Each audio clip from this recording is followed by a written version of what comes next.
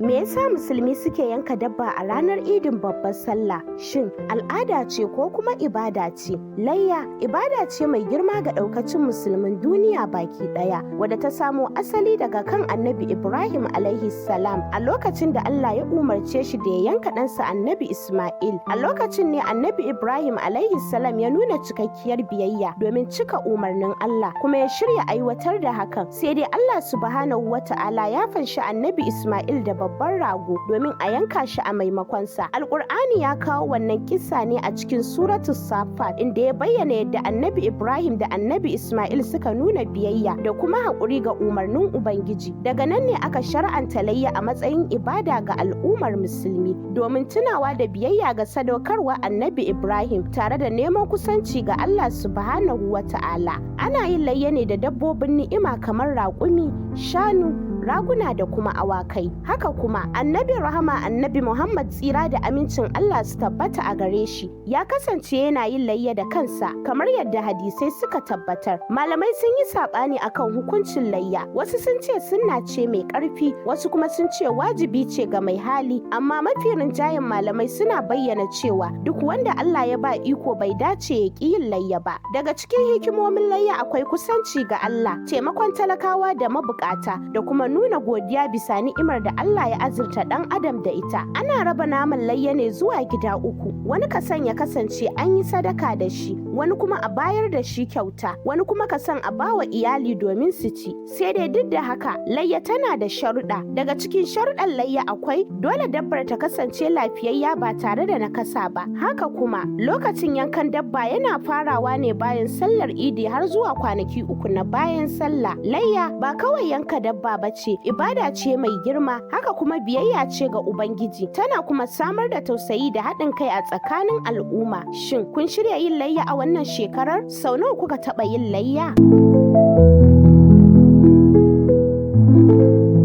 Ku hanzarta ɗauko apps ɗinmu a Play Store ko kuma ku garzaya website ɗinmu a www.bakandamiya.com domin ci gaba da samun irin waɗannan bidiyoyi.